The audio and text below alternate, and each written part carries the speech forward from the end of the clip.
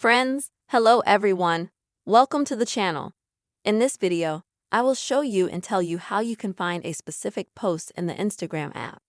Please friends, don't forget to subscribe to our channel.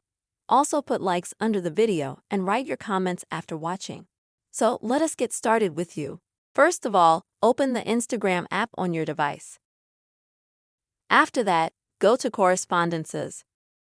And here you can go into the conversation that you want. Next, at the top, tap on the person's name. And then you'll need to choose Search here. Click right here. And here you will see in the search box the keyword you want to find or the first word, for example, message. You type in that word and then click on Search. As you can see, all the posts that have that word in them come up. And this way, friends, you can find the message you want very quickly.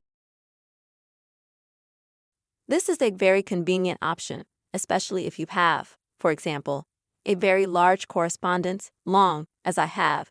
It is very successful and such a fast way. I hope this video was helpful and useful for you. Please don't forget to leave your likes, comments, and subscribe to our channel. See you, friends.